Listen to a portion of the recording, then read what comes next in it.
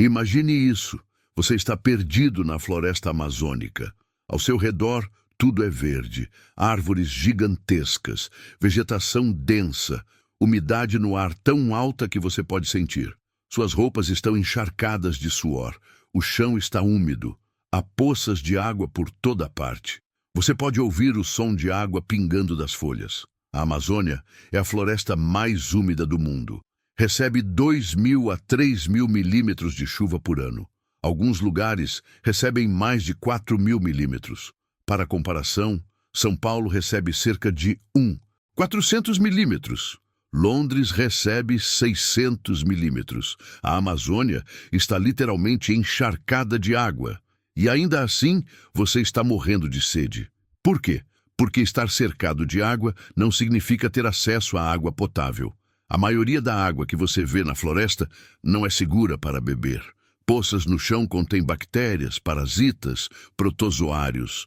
Água de igarapés pode estar contaminada. Água parada em ocos de árvores pode ter larvas de mosquitos e patógenos.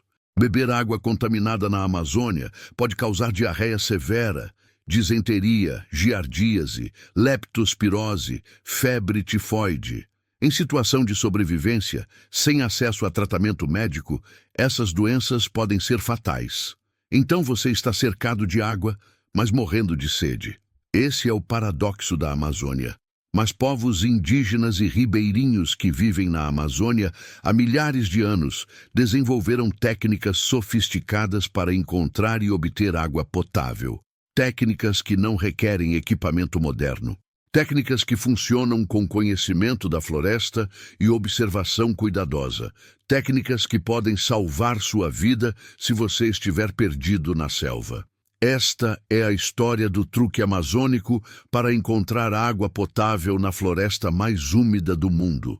E o que você está prestes a aprender é conhecimento crítico de sobrevivência que transforma a Amazônia de ambiente hostil em fonte de recursos.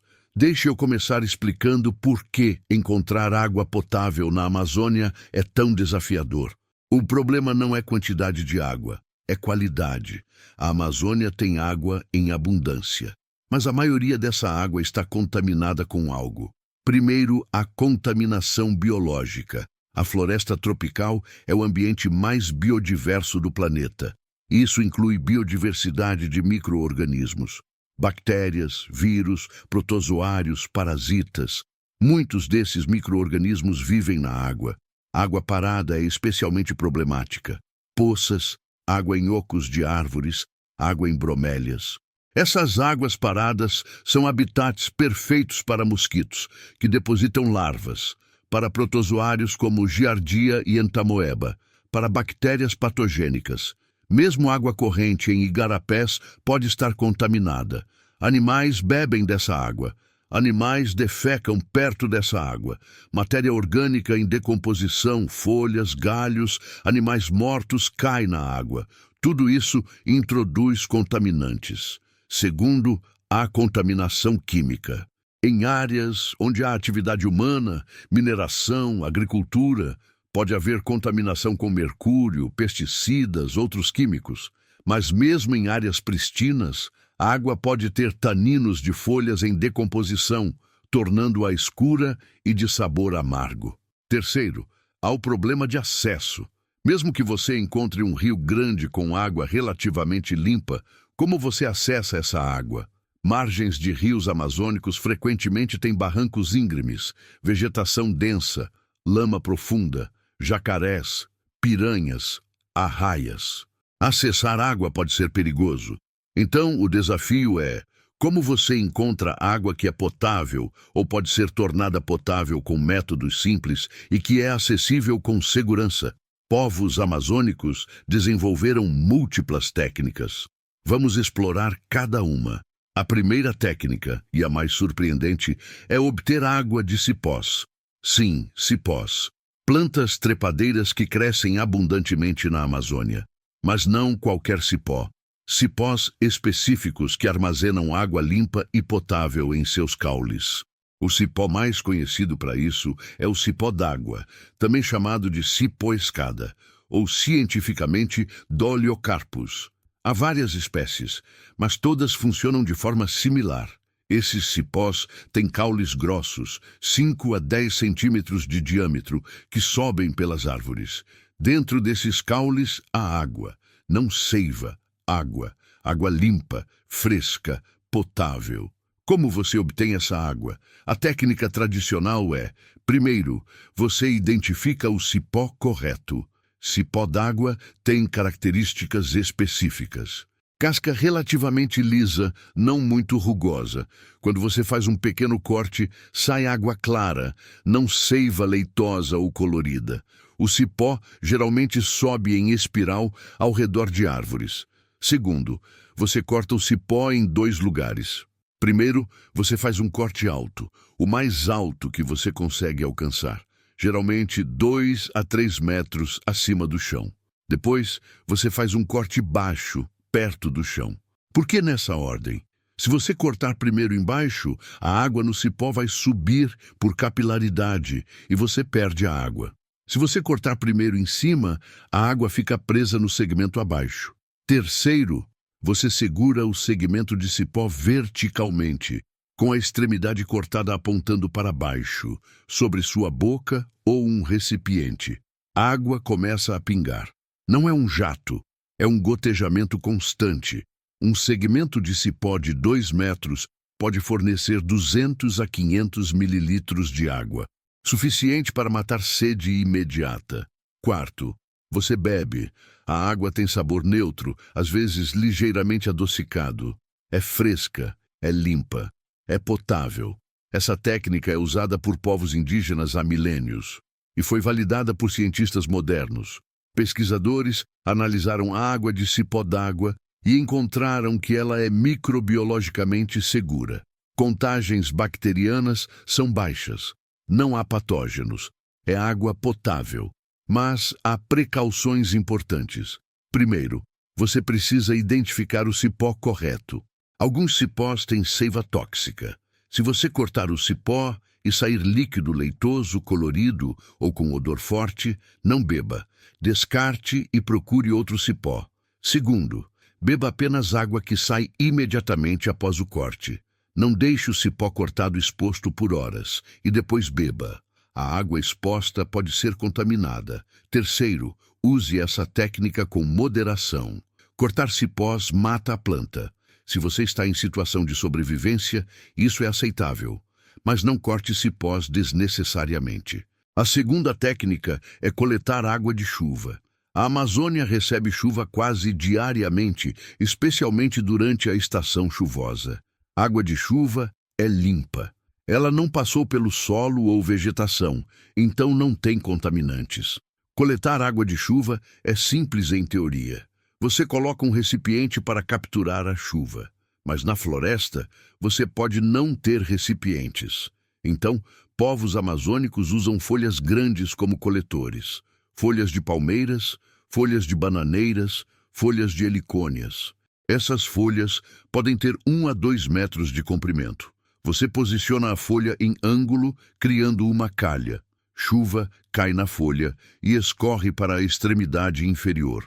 Você posiciona sua boca ou um recipiente na extremidade para capturar a água. Ou você pode criar um funil com múltiplas folhas, direcionando a água para um recipiente central. Outra técnica é usar sua roupa. Você estende uma camisa ou pano entre árvores ou galhos, criando uma superfície de coleta. Chuva cai no pano e se acumula no centro. Você pode torcer o pano para extrair a água. Há uma precaução. A primeira chuva lava a superfície de coleta, folhas ou pano, removendo poeira e contaminantes. Então, idealmente, você descarta a primeira água e coleta a água subsequente. Mas em situação de emergência, mesmo a primeira água é melhor que água de fontes contaminadas. A terceira técnica é extrair água de plantas específicas. Além de cipós, outras plantas amazônicas armazenam água. Bromélias são um exemplo. Bromélias são plantas epífitas que crescem em árvores. Elas têm folhas dispostas em roseta que formam um reservatório central. Esse reservatório coleta água de chuva. Uma bromélia grande pode ter 500 mililitros a 1 litro de água. Mas há um problema. Essa água frequentemente contém larvas de mosquitos, insetos, matéria orgânica em decomposição. Então, água de bromélia não é ideal. Se você vai usar, você precisa filtrar. A técnica tradicional é: você despeja a água através de um pano ou camadas de folhas, removendo insetos e matéria orgânica visível. Depois, se possível, você ferve a água. Se não pode ferver, você pode adicionar algumas gotas de iodo ou cloro se tiver. Ou você pode deixar a água descansar por algumas horas, permitindo que sedimentos se depositem, e beber apenas a água clara do topo. Outra planta é o açaí.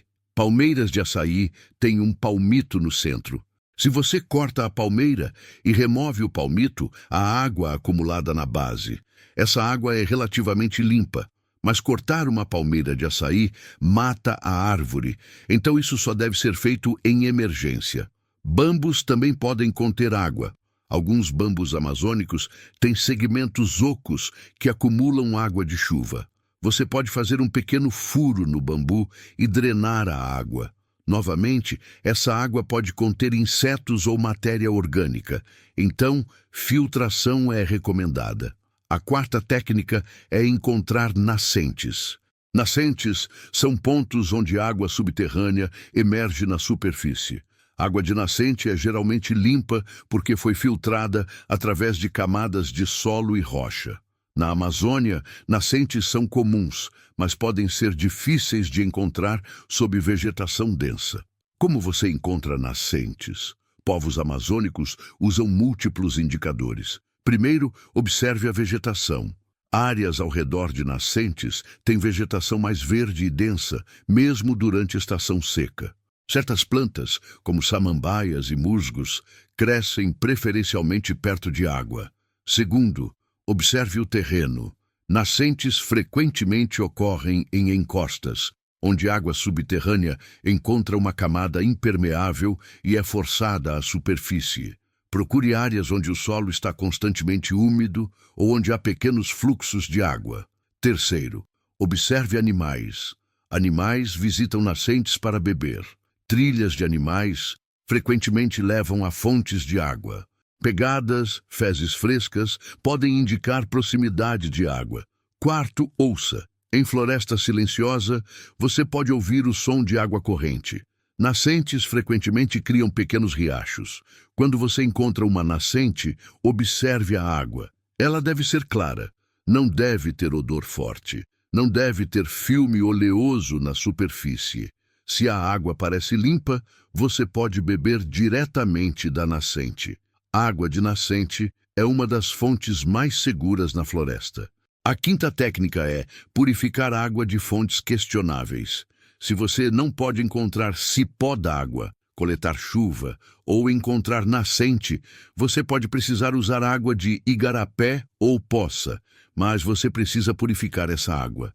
A técnica mais eficaz é fervura. Ferver água por 1 minuto mata a maioria dos patógenos, bactérias, vírus, protozoários. Em altitude elevada, ferva por 3 minutos, mas fervura requer fogo e recipiente. Se você tem isqueiro ou fósforos e um recipiente de metal, fervura é sua melhor opção. Se você não tem recipiente de metal, você pode usar técnicas tradicionais. Uma técnica é fervura com pedras quentes. Você aquece pedras no fogo até ficarem muito quentes. Depois, você coloca as pedras quentes em um recipiente de água. As pedras transferem calor para a água, eventualmente fervendo-a. Você precisa de múltiplas pedras e precisa aquecê-las repetidamente, mas funciona. Outra técnica é usar bambu como recipiente. Bambu verde não queima facilmente. Você pode encher um segmento de bambu com água e colocá-lo diretamente sobre fogo. A água dentro absorve calor, impedindo que o bambu queime. Eventualmente, a água ferve. Se você não pode ferver, a próxima melhor opção é filtração seguida de desinfecção química. Filtração remove partículas e alguns micro-organismos. A técnica tradicional é filtração em camadas. Você cria um filtro usando um recipiente com furo no fundo. Você preenche o recipiente com camadas. Primeiro, pedras pequenas no fundo. Depois, cascalho. Depois, areia. Depois, carvão triturado. Depois, mais areia. Você despeja a água no topo. A água passa através das camadas, que removem partículas, matéria orgânica e alguns micro-organismos. Água filtrada sai pelo fundo. Esse filtro não remove todos os patógenos, mas melhora significativamente a qualidade da água. Depois de filtrar, se você tem desinfetante químico, iodo ou cloro, adicione conforme instruções. Geralmente, 2 a 4 gotas de tintura de iodo por litro de água. Deixe descansar por 30 minutos. Ou use tabletes de purificação de água se tiver. Se você não tem químicos, você pode usar luz solar. Desinfecção solar, ou SODIS, é uma técnica onde você coloca água em recipiente transparente e expõe ao sol por 6 horas. Radiação UV do sol mata muitos patógenos. Isso funciona melhor com água já filtrada e em dias ensolarados. Na Amazônia, onde há muita cobertura de nuvens, isso pode ser menos confiável, mas ainda é melhor que nada. A sexta técnica é usar plantas com propriedades purificadoras. Algumas plantas amazônicas têm compostos que matam bactérias ou clarificam água. Uma planta tradicional é a semente de moringa. Sementes de moringa trituradas, quando adicionadas à água turva, causam floculação. Partículas suspensas se agregam e sedimentam, clarificando a água. Sementes de moringa também têm propriedades antibacterianas, mas moringa não é nativa da Amazônia, foi introduzida. Uma planta nativa com propriedades similares é a casca de barbatimão. Barbatimão tem taninos que têm efeito antibacteriano e adstringente. Você ferve casca de barbatimão em água, criando um chá concentrado. Depois, você adiciona esse chá à água contaminada. Os taninos ajudam a matar bactérias e clarificar água, mas o sabor fica muito amargo. Outra planta é o cipó mil-homens. Esse cipó tem propriedades medicinais, incluindo efeito antibacteriano. Você pode ferver pedaços do cipó em água para criar uma infusão que pode ser usada para tratar água. Mas essas técnicas botânicas são menos confiáveis que fervura ou filtração. Elas devem ser usadas como último recurso. Agora deixe eu juntar tudo isso em um protocolo de sobrevivência para encontrar água potável na Amazônia. Passo 1. Avalie sua situação. Você tem recipientes? Você tem capacidade de fazer fogo? Você tem ferramentas de corte? Suas respostas determinam quais técnicas você pode usar. Passo 2. Priorize fontes de água mais seguras. Sua ordem de preferência deve ser água de chuva, mais segura, água de cipó d'água, água de nascente, água de igarapé corrente, água de poça, menos segura. Passo 3. Se está chovendo, colete água de chuva imediatamente. Use folhas grandes, roupas, qualquer superfície disponível. Beba diretamente ou armazene. Passo 4. Se não está chovendo, procure cipó d'água. Caminhe pela floresta observando cipós.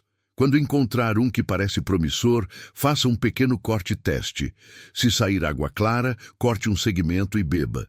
Passo 5. Se você não encontra cipó d'água, procure nascente. Observe vegetação, terreno, trilhas de animais, ouça sons de água. Quando encontrar, avalie a qualidade da água antes de beber. Passo 6. Se você não encontra nascente, procure igarapé ou riacho. Água corrente é melhor que água parada. Colete água de igarapé, mas planeje purificá-la. Passo 7. Purifique água. Se você pode fazer fogo, ferva. Se não pode ferver, filtre através de camadas de areia e carvão. Depois, use desinfecção química ou solar, se possível. Passo 8. Beba regularmente. Na Amazônia, com calor e umidade alta, você sua constantemente. Você precisa de 3 a 4 litros de água por dia. Não espere até estar com sede extrema. Passo 9. Monitore sua saúde. Se você desenvolve diarreia, náusea, febre, pode ser sinal de que você bebeu água contaminada. Aumente hidratação e procure ajuda se possível. Agora, deixe-me compartilhar algumas estatísticas e estudos que contextualizam esse conhecimento. A Amazônia tem a maior bacia hidrográfica do mundo. O rio Amazonas e seus afluentes contêm aproximadamente 20% da água doce superficial do planeta. Mas apesar dessa abundância, doenças transmitidas pela água são um problema significativo na região. Estudos de saúde pública na Amazônia mostram que diarreia é uma das principais causas de morbidade e mortalidade, especialmente em crianças. Muitas comunidades ribeirinhas não têm acesso à água tratada. Elas dependem de água de rios, que frequentemente está contaminada. Programas de saúde pública têm trabalhado para melhorar acesso à água potável através de poços, sistemas de filtração e educação sobre purificação de água. Mas em áreas remotas, conhecimento tradicional de como encontrar e purificar água continua sendo crítico. Pesquisadores de sobrevivência e militares estudam técnicas amazônicas. O Exército Brasileiro tem um centro de treinamento de guerra na selva em Manaus, o Centro de Instrução de Guerra na Selva, CIGS. Lá, soldados aprendem técnicas de sobrevivência, incluindo como encontrar água potável. Muitas dessas técnicas são baseadas em conhecimento indígena. Instrutores do SIGS ensinam soldados a identificar cipó d'água, coletar água de chuva, encontrar nascentes, purificar água. Eles enfatizam que conhecimento da floresta é mais valioso que equipamento. Um soldado que sabe identificar cipó d'água pode sobreviver indefinidamente. Um soldado que depende apenas de cantil vai morrer quando a água acabar. Programas de ecoturismo e expedições científicas na Amazônia também incorporam esse conhecimento. Guias ensinam turistas e pesquisadores como encontrar água. Isso não é apenas interessante culturalmente, é segurança essencial. Deixe eu compartilhar uma história real. Em 2014, um turista brasileiro se perdeu na Amazônia peruana. Ele estava em uma excursão e se separou do grupo. Ele vagou pela floresta por 4 dias. Ele não tinha água. Ele estava desesperado. No terceiro dia, ele encontrou um cipó grosso. Ele lembrou de ter visto em um documentário que alguns cipós têm água. Ele cortou o cipó com uma pedra afiada. Água começou a pingar. Ele bebeu. Aquela água salvou sua vida.